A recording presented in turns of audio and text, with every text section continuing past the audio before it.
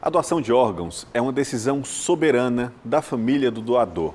É ela quem dá a palavra final. E para mais sims, existe uma série de mecanismos legais dentro e fora do ambiente hospitalar, como mostra Marcelo Moreno em mais um episódio da nossa série especial.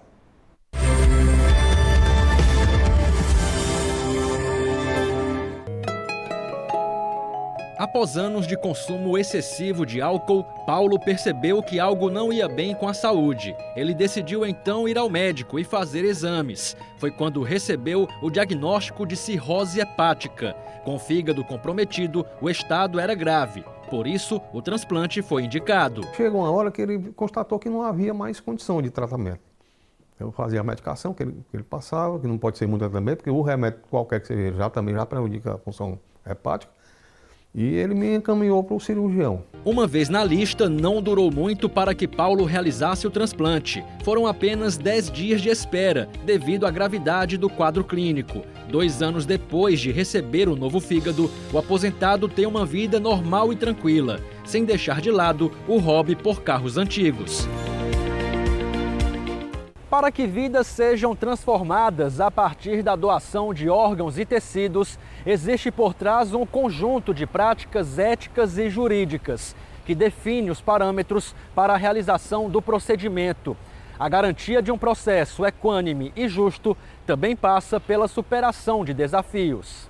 De acordo com o conselheiro federal de medicina, Leonardo Alcântara, grande parte dos dilemas éticos está associada ao doador, como o convencimento das famílias para autorizar a captação. O transplante, ele provém de uma situação de morte encefálica, né? Então a pessoa tem uma condição clínica que não é mais reversível e daí se dá o pontapé inicial para o processo de captação e transplante desse órgão. E é nesse momento, nessa decisão de captação, nessa situação que envolve família, que envolve questões culturais, que envolve questões religiosas, que se dão os grandes dilemas éticos que precisam ser respeitados em todo esse processo. Ainda segundo o conselheiro, é necessário observar as normas e resoluções éticas para evitar qualquer tipo de favorecimento nas listas de transplante. É importante deixar muito claro que no Brasil, né, e em grande parte do mundo, é proibida a comercialização de órgãos. Isso aí seria um desvio ético muito grave.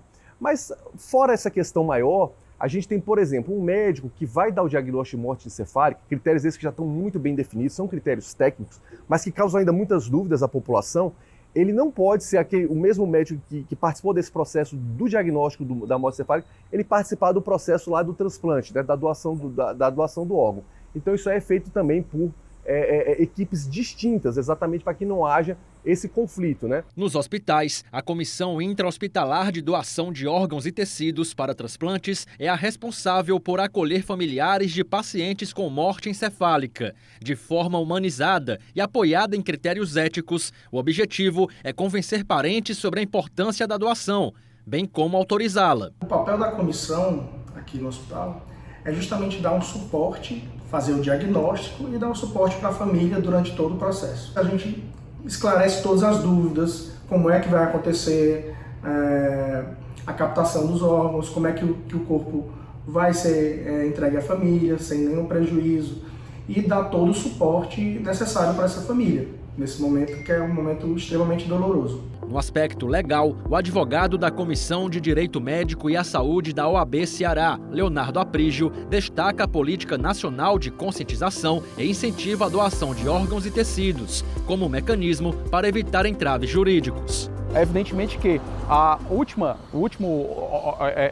significativo que a política nacional de órgãos, né, de doação de órgãos, ele vem justamente para criar um cenário que é um cenário de diálogo, um cenário de democratizar esse diálogo acerca da vida numa perspectiva de finitude, mas numa perspectiva também de evidência científica, onde demonstra que os processos que são relacionados a toda a dinâmica de doação de órgãos, ele vai sim dar, principalmente dentro de uma lógica que a gente tem hoje, todo o aparato desse bem tão precioso que é a vida. Então a gente tem que conversar sobre isso, e o que a gente está fazendo é isso, conversando, dialogando sobre a dinâmica toda do transplante, né, de órgãos. Né? Resolver pendências jurídicas tem sido a atuação da Defensoria Pública, por meio do Grupo de Trabalho Central de Transplantes, que viabilizou 45 autorizações judiciais nos últimos 13 anos. Nós temos na Defensoria um grupo de trabalho formado por 14 defensores públicos que atua em regime de sobreaviso para atender às necessidades dessa central de transplantes quando ela se depara com alguma situação em que há um entrave jurídico para efetivar um transplante. Dentro de um processo ético e legal, e principalmente graças ao sim de um doador, Paulo ganhou nova chance para viver e espera que outras histórias como a dele possam ter o mesmo desfecho. Todos têm que, se possível, fazer isso em vida ainda. Se torna doador e a família também toma, não precisa a pessoa dizer que é doadora, basta a família querer fazer, porque tudo, quase hoje, uma boa parte dos nossos órgãos podem ser doados.